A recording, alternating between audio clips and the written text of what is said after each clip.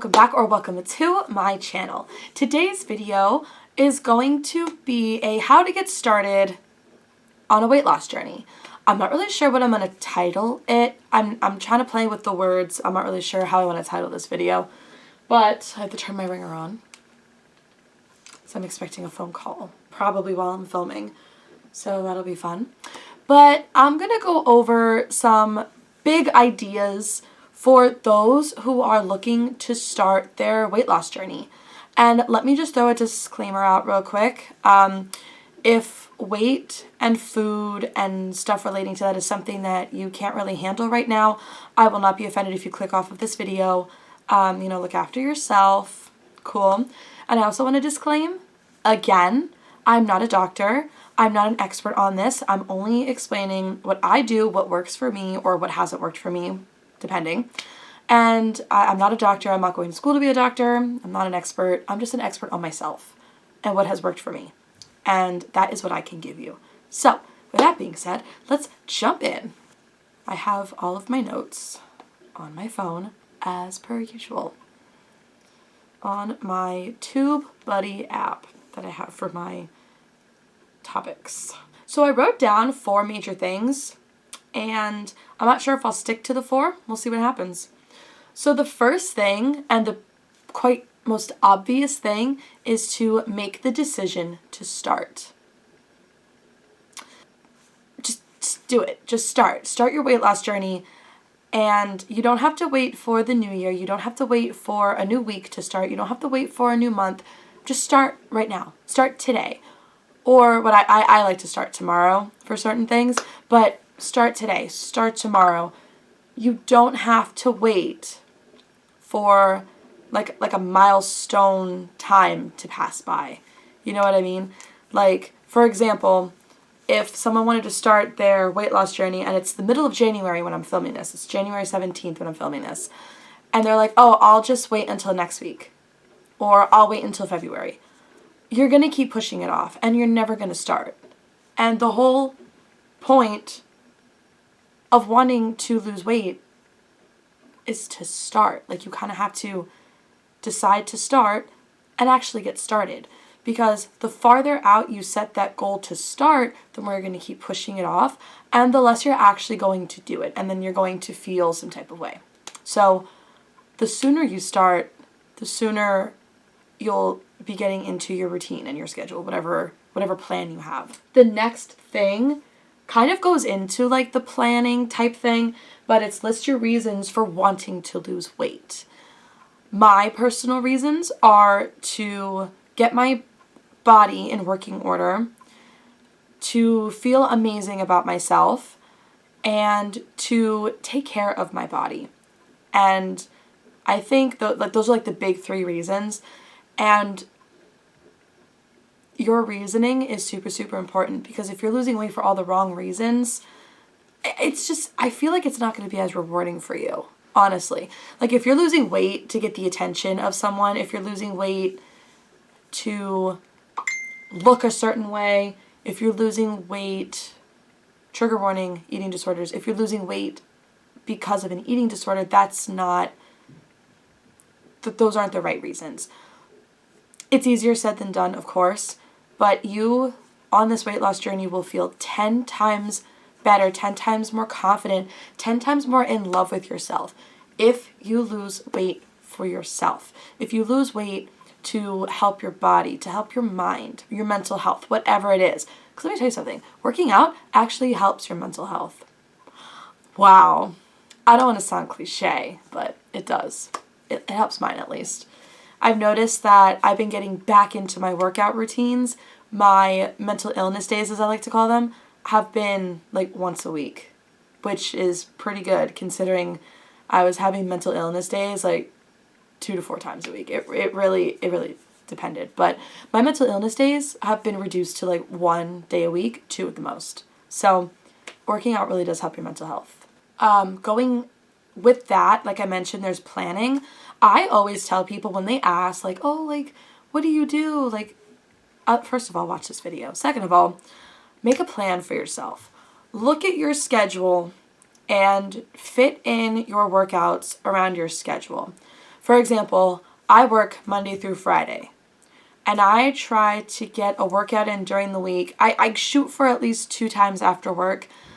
It's easier on the weekends, obviously. So my Fitbit app has at least 3 days a week to work out.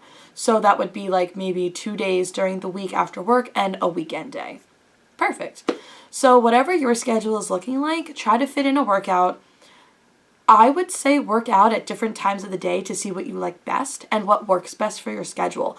I personally love working out in the mornings, but because of my work schedule, I have to work in the evenings. I don't even remember what I was talking about before I cut the camera. That's awkward. Okay. Making a plan, super, super important. Scheduling, coming up with a routine is pretty important when it comes to planning, because the first few weeks are going to be super hard. But once you get into the habit of working out, it's going to be hard to stop.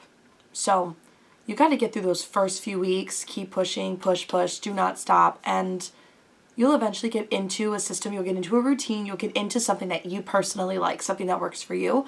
Boom, you're golden. The third thing I have written down, and is something that I've been doing recently actually, is reducing red meat and dairy intake. I've heard so many times red meat's not even good for you in any kind of way, I guess. I don't know. I personally try to reduce it. And dairy's the hard one for me. I love dairy. You know, I love my cheese. I swear I have to have cheese like every day. I love cheese so much. However, when I use milk now, I use almond milk or oat milk, whatever my sisters get and have in the fridge is what I use. And I don't consume cow's milk anymore. I don't really eat cereal anymore either, so that's, that issue has subsided. And I know that like those, along with like junk foods and stuff, are like some of like the biggest like issues that people have with their bodies and like their digestive systems and stuff like that. I'm personally lactose intolerant, so dairy's not really my friend to begin with, but like I personally just don't care. I've never met a lactose intolerant person who actually cared about being lactose intolerant.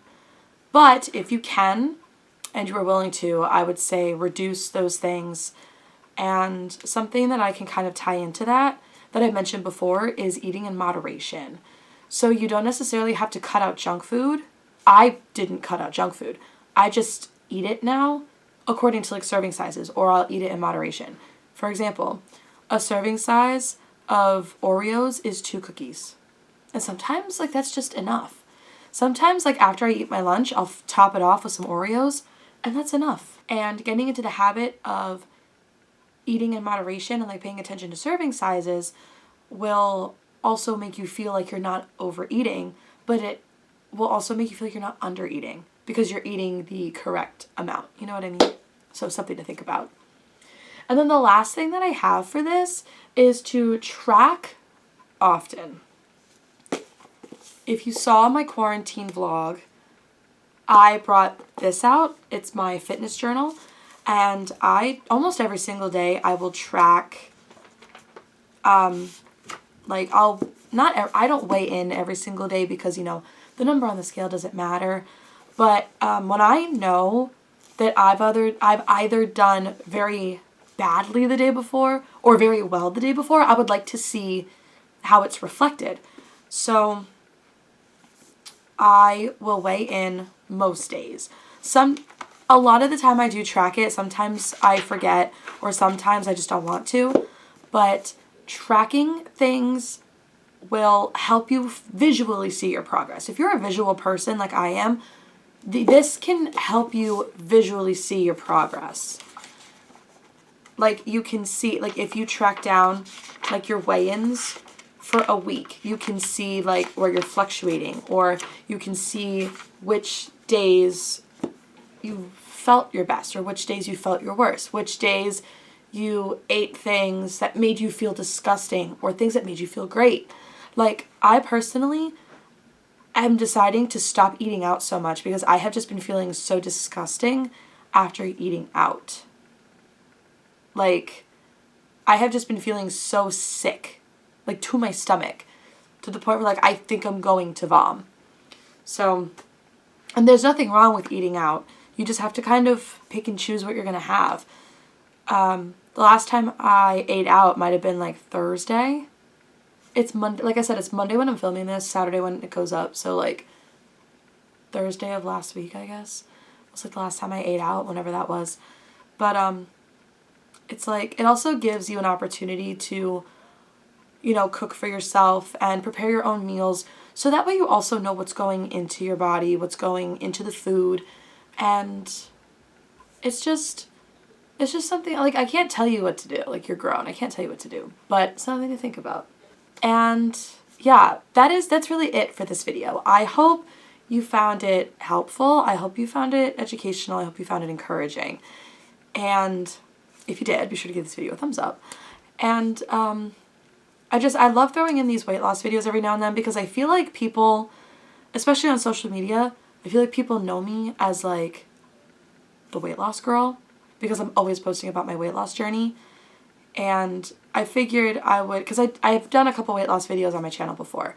So I wanted to do, like, a how to get started on your weight loss journey because I wish that I had that when I was looking to start my weight loss journey and, like, looking into what I should do. So yeah, that's pretty much it. Oh, a bonus tip. Drink water. I got a new gallon. Hold on, let me show you. I got this new water gallon from Target. It's from Blogilates, who's here on YouTube. She posts, like, workout stuff and tips and tricks, yoga, stretches, all that fun stuff. She has her line at Target, which is pretty cool. And this is the 1 gallon, like, it has, like, the little times, and it has, like, the encouraging prompts. And I had one of these, but in blue. It wasn't her brand. It was from Amazon. I had it in blue, and I've had it for, like, kind of a while, and I wanted to get rid of it and get a new one. This one's a little bit wider than the other one, so it looks a bit smaller, but it has, like, this nice handle. The other one only had this one. It has this nice handle. It has, like, this little fabric material that, like, allows you to carry it by this when it's not as full. And I love this. All last week, I drank a gallon a day, Monday through Friday. And first of all, I mean, you're going to go to the bathroom a lot. That's a given. But I felt less hungry because I was drinking so much water. So a big thing they say for weight loss is to drink your water because, honestly, I don't want to say it'll, like, curb your appetite, but, like, it kind of does. It makes you feel full. And when I'm at work and I know that I can't sit down and eat, I will chug a bunch of water and then kind of, like, trick my body into thinking I'm full temporarily. So that way when it is time for me to eat, you know, I'm like a normal hungry, not like starving hungry. So that's your bonus tip. And that concludes this little video. So with that being said, that is it for today's video. If you enjoyed, be sure to give this video a thumbs up and subscribe. Become a bananner today. Join the Bananner Bunch. We would love to have you. If you want to know what I'm going to be up to, all my social media will be listed down below like always. And I'll see you in the next one. Bye!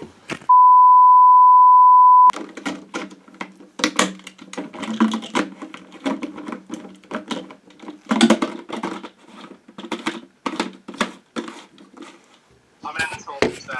You're an asshole? I'm an asshole per se. You're an asshole per se. Do you want to say hi to the video? To be determined.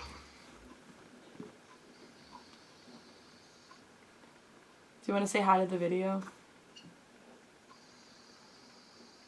Hi. No, look. Funny.